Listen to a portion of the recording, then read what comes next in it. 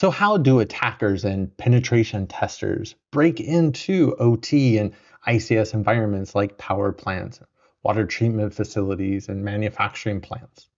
There's a lot of mysteries and I think there's a lot of misconceptions out there on how this happens. And so that's what I'm going to clarify and clear up in this course. So let's go ahead and jump in to part one right now. So welcome to part one of the Getting Started with OT ICS Penetration Testing course. In this course, we're going to talk about how attackers or penetration testers, which are really attackers with authorization, so they're not breaking the law, but how attackers and penetration testers break in to OT or ICS environments like power plants and water treatment facilities or manufacturing plants. And not only how do they gain access, but more importantly, how do they put themselves in a position to be able to manipulate the process in the environment? And what that really means is, think if I have a power plant, how could an attacker or a pen tester put themselves in a position to where they can control the power plant to where they could, let's say, shut it down and create a blackout?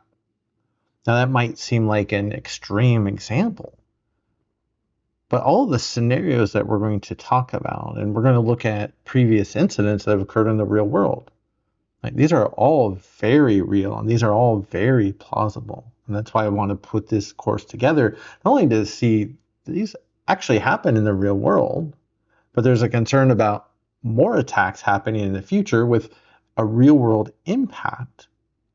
And how do we protect against those? Now I wanted to highlight this slide real quickly before we move on, because everything we're talking about in this class is for educational purposes only.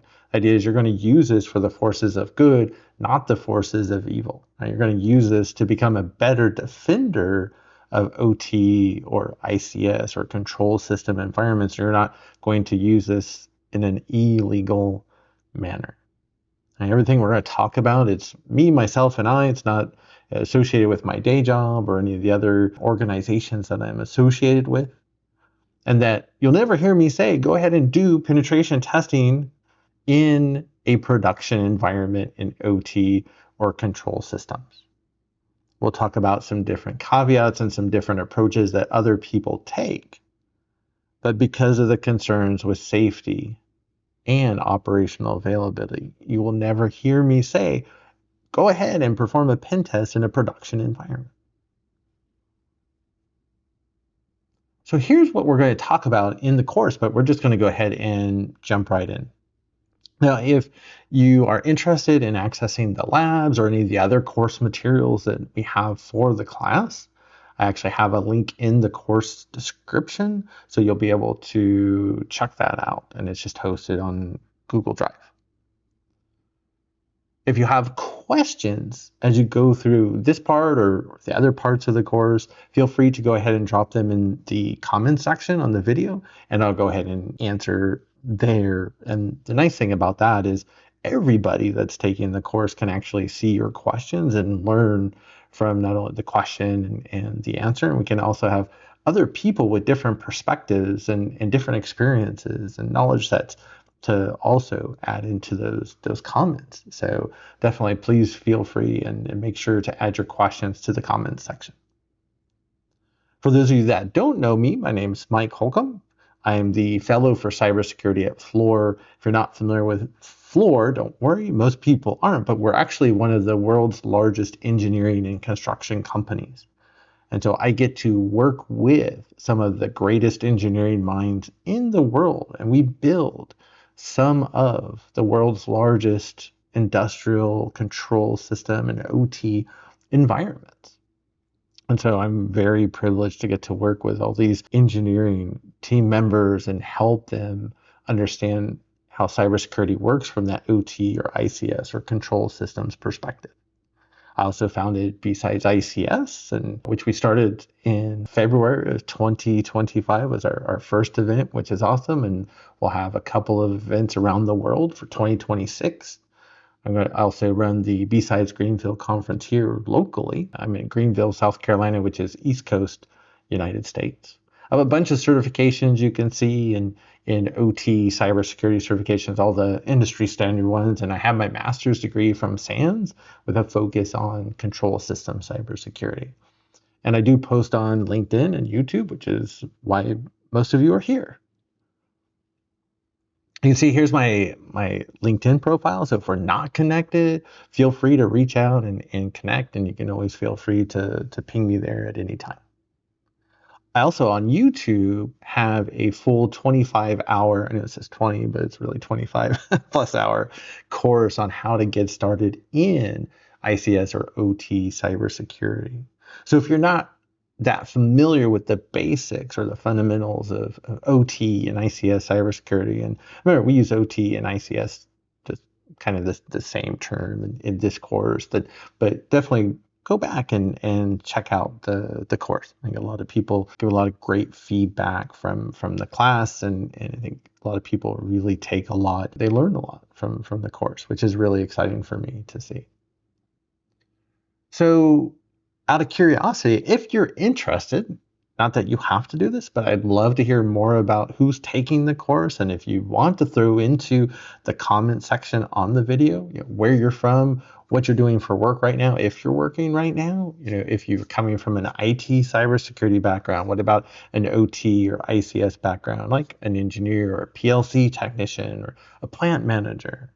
And if you have OT, ICS cybersecurity experience, and why are you actually watching this video? And then I always like to do a little something personal. So what's your favorite TV show you're watching right now? As of the recording of this video, it's kind of a drought in TV, at least in the United States right now. So but I did, the last really good TV show I watched was Andor. So I had waited and binged those back to back, and that was really exciting. So, but again, if you're up for it, add it to the comments and just be able to connect and see who's out there. So why are we here? Why am I putting this course together? The number of attacks against OT networks and the IT networks that they're connected to, which can have impacts in OT. Think of that power plant, that water treatment facility, that manufacturing plant going down or going offline. Even if it's just for a couple hours, what if it's like for a couple weeks or a couple of months, what that impact would look like? And the number of attacks against those networks is increasing every day. We are not ready as defenders, as society, right, that rely on these different types of environments in our everyday lives. And so part of this course, again, is to help people understand, to help you understand how attackers and pen testers break into these environments. So that way we can better defend them. So we can be better prepared. Now here's a timeline that I put together of some of the major, what I consider the more significant incidents that have happened in OT or ICS environments over the years. And you can see this starts with 2001 with Marucci Shire. This is actually where they had a disgruntled former consultant that worked in essentially sewage treatment in the land down under. And he would actually drive around with stolen radio gear in the back of his car, and he would use that to trigger the release of sewage.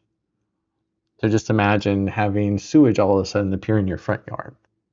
That's what was happening back in 2001. 2003 is actually where a worm that was running around the internet, Microsoft SQL Slammer, got inside a nuclear power plant in the United States. Now, there was no impact, but just the fact that that happened, it's like, how did that even happen? Stuxnet in 2010, that was when I got into OT ICS cybersecurity, when the Americans and the Israelis had developed this extremely sophisticated piece of malware that targeted controllers that would lead to the breakdown, the physical breakdown of nuclear centrifuges in the Natanz facility in Iran. And then you can see a few others that we're going to talk about as we go throughout the course, even like Frosty Goop, which is the most recent on this list. But if you're looking at that bottom of the timeline, the key is really prior to 2021, we didn't have a lot of significant incidents, at least that we know about. In 2021, though, the world changed with Colonial Pipeline incident. This is where ransomware operators got into an environment essentially using stolen VPN credentials and started to deploy and ransomware to the IT environment, right? Started to steal information, and then that impact started to also move towards OT. And the pipeline, which was the largest gasoline pipeline in the United States, was shut down essentially for 10 days. And there was a real world impact that people saw. Where I live, you would go to the gas station and there wouldn't be gas. Or you could go around the corner and sure, there would be gas, but there'd be a super long line. And by the time you got to the front of the line, you might not actually get the gas. So it's a real world impact that we saw. At the same time, attackers also realized, hey, there's this thing out there called OT or ICS.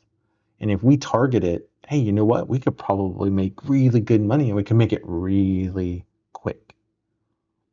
And so between attackers that want to make money to also state adversaries and hacktivists that we see taking place in a lot of the conflicts around the world, like between Russia and Ukraine. That's where some of these attacks have come from, like Frosty Goop and Stuxnet that we're going to talk about in the Ukrainian blackouts from 2015, 2016, and 2023. We're going to talk about how these actually occurred or how they happen.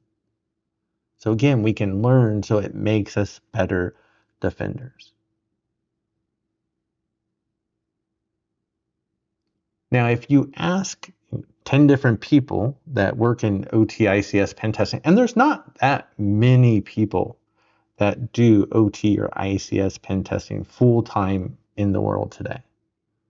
But if you ask 10 different people how to do pen testing, you will get at least 10, if not more, different answers, because then they'll come back and maybe even change their answers or maybe move some things around. It's really fascinating to have these conversations with the people that have actually been doing this. I've had the privilege to work with and be friends with and be able to talk with many of the folks that have been doing OT ICS pen testing for at least several years, if not over a decade. Again, the number of people that actually do that type of work is very few and far between. And there are very few, almost no resources out there on OT and ICS penetration testing, which is another reason why I wanted to put this class together. There are 2 great books out there though. So if you're a book person, I always suggest, hands down, Hacking Exposed for Industrial Control Systems. This was primarily written by Clint Bodine and Brian Singer, along with Aaron Shabib, Kyle Wilhoit, and Stephen Hilt. This is my favorite book by far. It's published, I think it's about 7, 8 years old at this point. And even though that might sound old, remember that things don't change that often in OT ICS. We're talking about 30-year-old systems and 30-year-old protocols that we're trying to protect, even in a brand new environment that was built today. And sure, there's some new things, but all of the older systems and those older protocols still exist in brand new environments that we're building today. So this is a great book. And it's really the only book I absolutely suggest people take and listen and read when interested in learning how pen testing works in OT environments.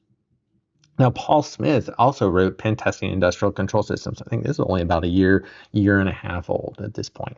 And it's a great book. What this mostly focuses on, though, is what we call phase 1 attacks. And we're going to get into the differences between phase 1 and phase 2 attacks in the next part of the course.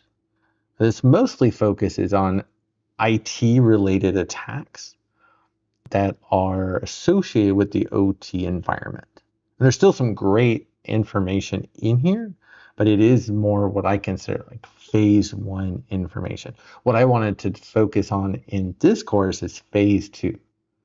I don't want to really necessarily spend a lot of time on talking about how do we break into Windows machines.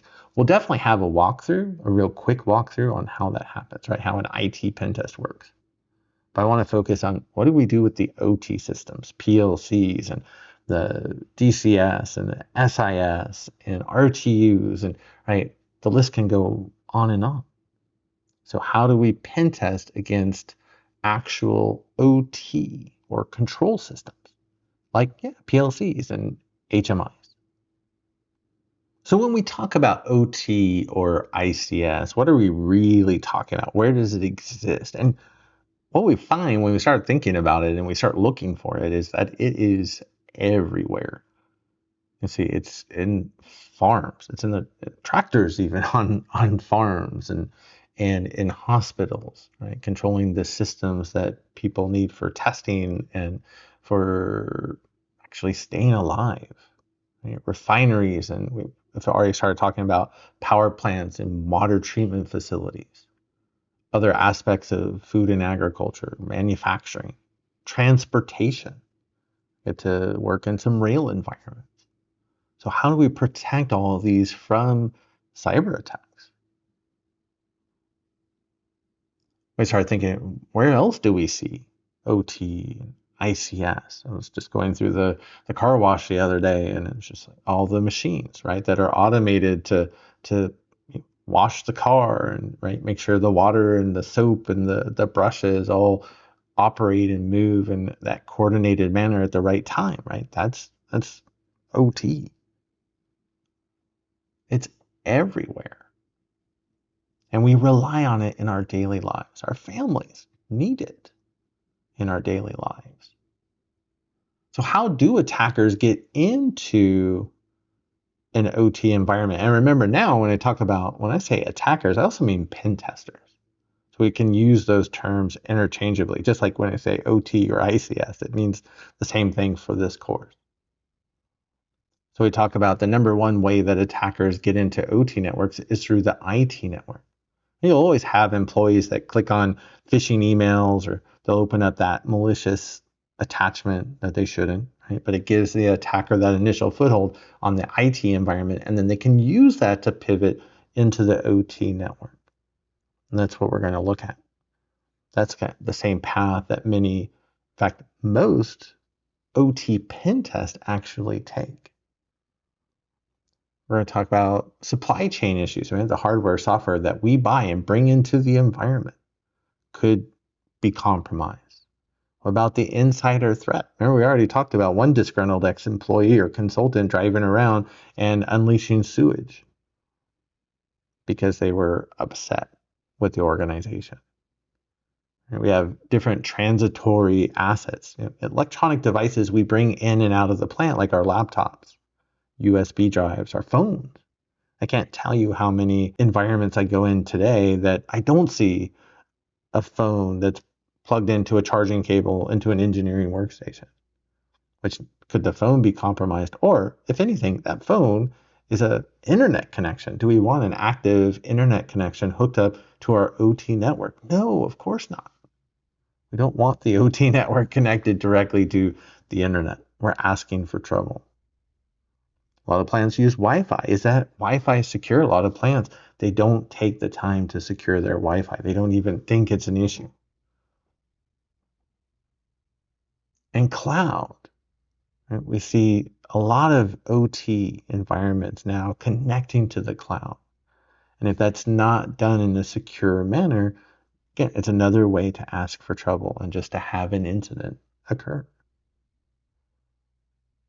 So what are we really talking about? Again, if I have a power plant, and I use power plants as an example because the very first project I set foot on back in 2012 was a power plant, one of the largest, or I say traditional power plants in the Western Hemisphere. It's a non-nuclear power plant. So it's actually powered through natural gas. And we look at that power plant, right? How do we protect it from a cyber attacker getting into the environment? And I don't care if you're a state adversary, if you're a hacktivist, if you're a pen tester. I don't want you in the environment. You don't need to be there. You shouldn't be there. I want you out. But how do attackers and pen testers get into, let's say, a power plant network? So if we look inside the power plant, remember the power plant overall has this process to generate electricity.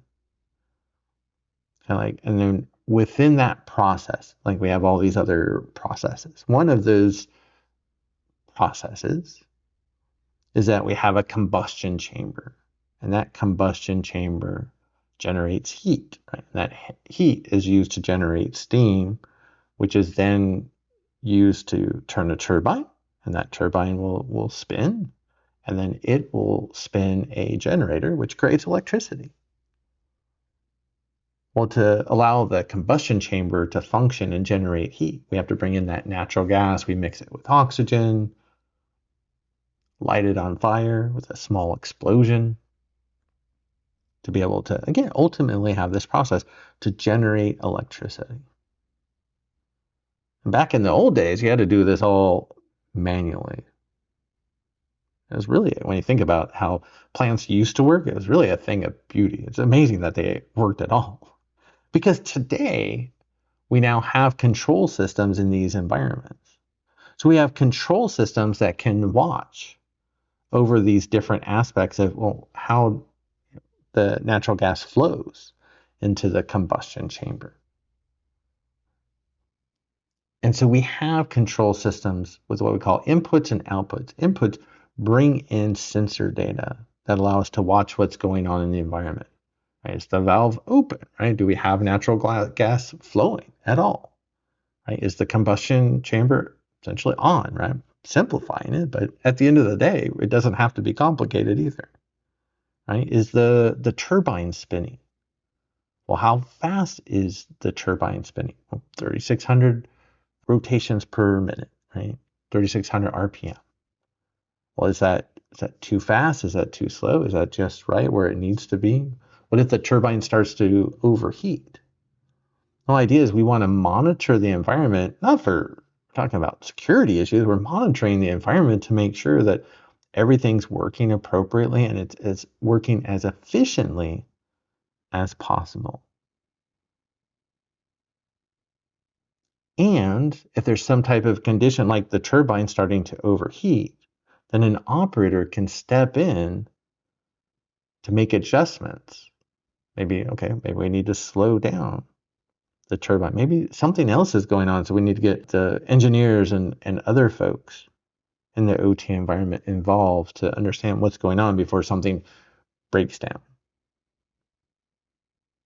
So we have inputs that allow us to monitor what's going on in the environment. And all that is created and generated and converted into data. And that data that we can see. And then we can use it to be able to respond if necessary. And then we also have what we call outputs, where control systems, like in this case, a PLC or a programmable logic controller, is physically wired into these different real world systems so we can send signals to do things like turn things on or turn things off, or slow things down or speed them up. And then we have other control systems like HMIs or human machine interfaces, which allow us to see that data, right? To see what's going on in the environment, to see how that process is actually operating. And then we can use that interface, usually like a little GUI, that we can make changes in the environment or adjustments if we need to. That's why really the two main functions of control systems is allow us, right, to monitor what's going on in the environment and then be able to make changes to be able to respond as necessary if needed. So what happens when we throw in an attacker? Well, if an attacker gets into the environment and they have the ability to see what's going on in the environment and be able to make changes to control the process and have an impact. what would that impact look like? A blackout for 30 seconds? A blackout for 30 days? Some type of explosion?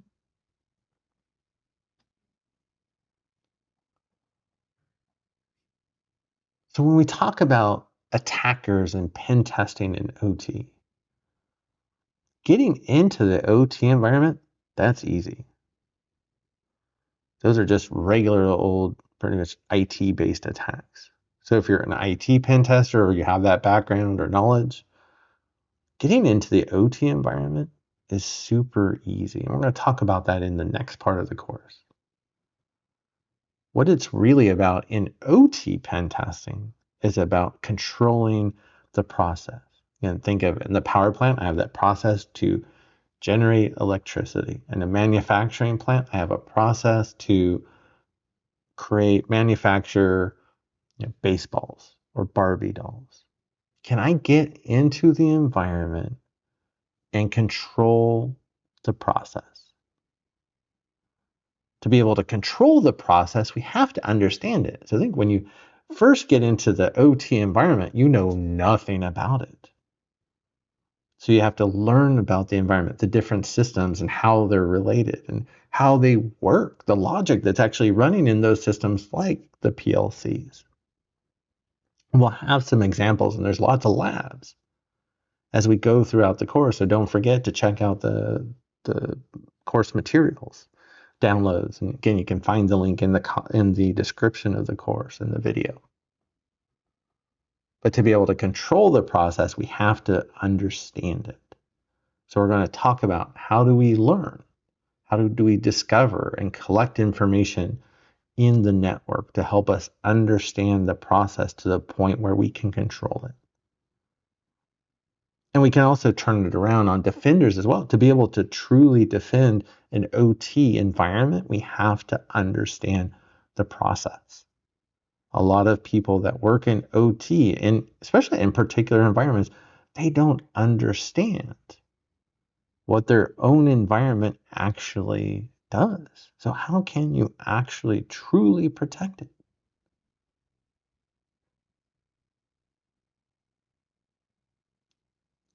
So I think at this point you've got the idea of why I've put this course together, right? Is to help people understand that pen testing in OT doesn't have to be mysterious, but we do have to be concerned with the safety and the operational availability considerations. Right? Again, I'm not going to ever say, sure, conduct a pen test in a production environment in OT. In IT, 99.99% of the time, knock yourself out. In OT, I can't tell anybody to do it. Now, I will talk about environments and pen testers that do testing in production, but you're not going to hear me tell you it's okay. So we're going to look at how OT pen testing takes place. And we're even going to talk about that most OT pen tests that people describe as OT pen tests are actually really just IT pen tests. And so that they're given the wrong name. We're going to look at how attackers get in and how they get that initial foothold in the OT network. And then how do they start to learn about the environment to where they can be put in a place to where they can control the process and have an impact. And so we'll look at some of those different types of attacks and how we can exploit different types of assets and different protocols in OT, again, especially since some of these have existed for 20, 30 plus years. And so in this course, it's really a 2-day full course if you're going to come take this live. So in the first day is really what we're seeing here. So of course we have the introduction that we're doing right now. We're going to then look at an overview of OT penetration testing. And we're going to do a quick walkthrough of IT pen testing because a lot of that does relate to OT pen testing. And then in part 4, you can see that's where we're going to really dig into the overall OT pen test methodology. look at the different steps or the different layers. And we'll do an entire walkthrough. So this is actually a much longer section at a high level. And then for the rest of the course, we come back and we look at each one of those steps or those layers one at a time in much more detail. So we're spending a lot more time with the different tools and the techniques that we have for performing penetration testing in OT. One of the first steps we talk about is how do we perform reconnaissance to find out about the OT environment, to find out as much relevant information about that environment so that my attacks are going to be successful. And a big part of reconnaissance in OT is around OSINT, just like it is in IT. But OSINT is even more important in OT. And so we're going to see why in part 5. Now, day 2 of the course is where we talk about, once we get that initial foothold in the environment, how do I discover all the different assets that are in the environment? And how do I find out different pieces of information, not only about what those assets are, like PLCs and HMIs, but how they're related and the logic and the programming that's running on each of those assets. That's going to become important to allow us to then be able to attack the assets themselves. Again, it's all about controlling the process. That's the key to attacking and compromising OT. Now we're also looking at, well, how do we impact the operators, right? The people that are responsible for running that facility to make sure it stays up and running without any issues. Can we even have an impact that we create to where the operator is sitting in the control room and everything looks perfectly fine, but behind the scenes, bad things are happening? That's what happened with Stuxnet in 2010. And ultimately, when you think, if you can do bad things in an OT environment and the operators don't realize it, maybe unless it's too late, because there are certain impacts we can have, like causing a blackout or causing an explosion or a fire, right? Those would obviously be seen. But in the Stuxnet example, the centrifuges behind the scenes were being controlled to where they were slowly, physically being changed to where they would break down over time. If they're being broke down over time, then an operator sitting in the control room should see all these warning lights saying these systems or these centrifuges are breaking down. But to the operators in the control room, everything looked perfectly fine. So by the time we get through the end of the course, you'll be able to design an actual attack that allow you not only to control the process in an environment, but to hide it from the actual operators.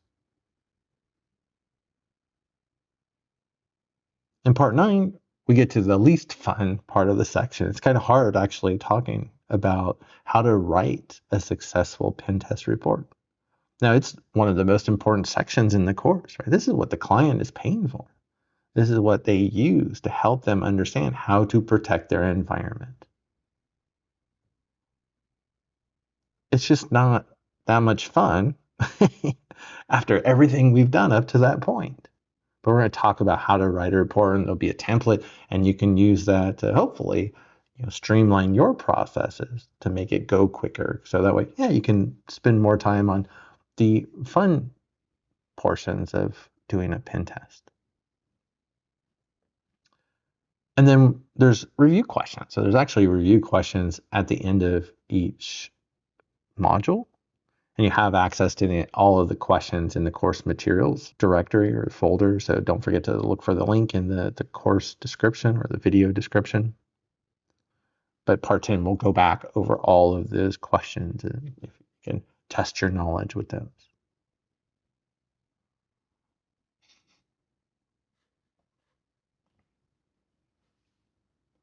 So I've mentioned the course materials download directory in Google Drive a few times. And here's what you'll actually find there. So there's mentioned the review questions. There's a lab manual. I think the lab manual is at 65 pages just for day 1, which that's a lot, honestly.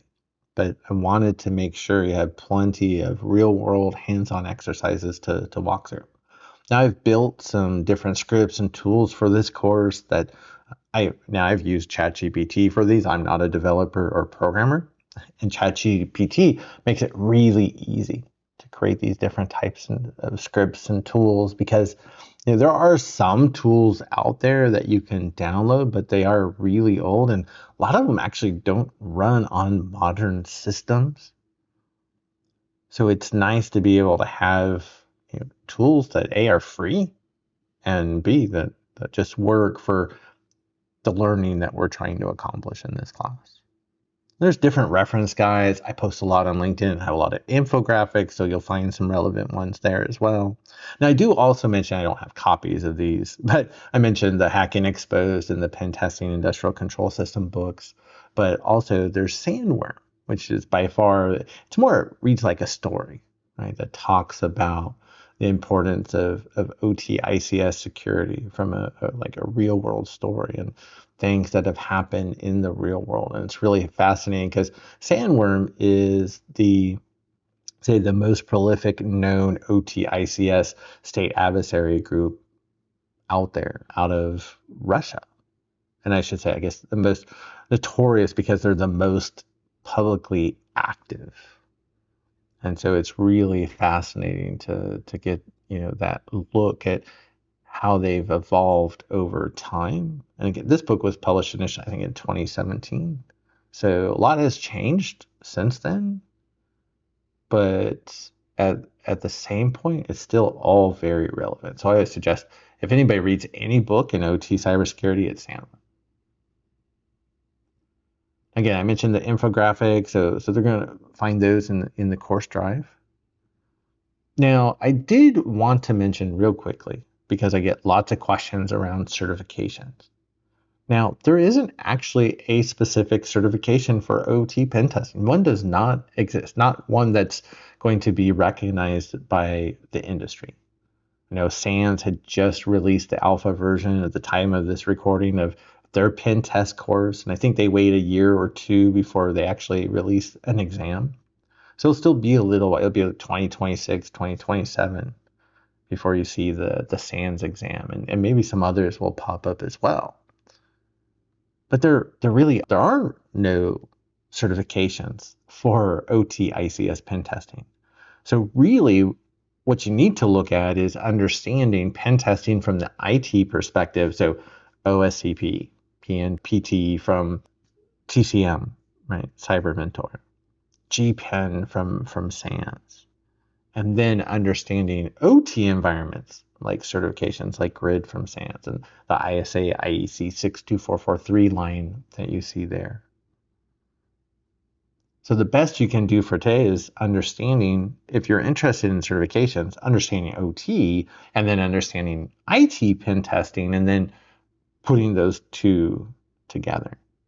It's another reason why I wanted to put this class together, though. Because again, if there's no certification out there, there's nothing also to help share that knowledge.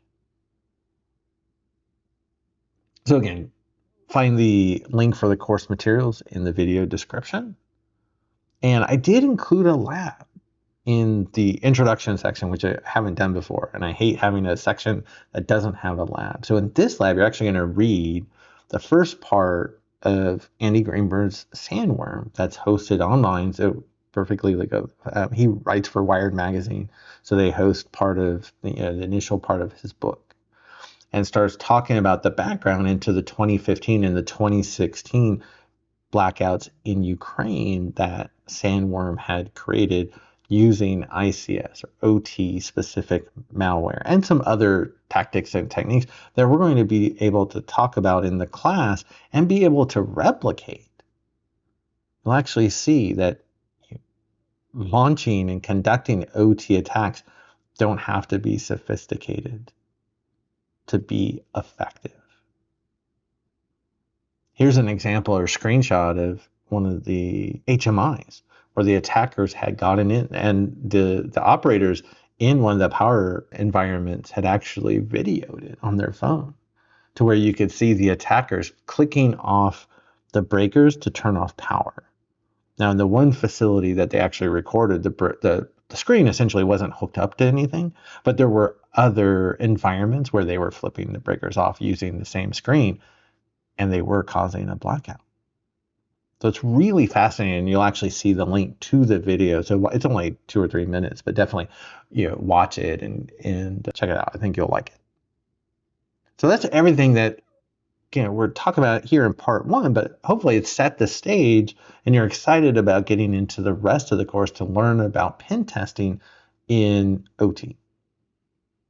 So again, I appreciate you for watching the video. And if you haven't yet, please like the video, subscribe to the channel, and I'll see you in the next part.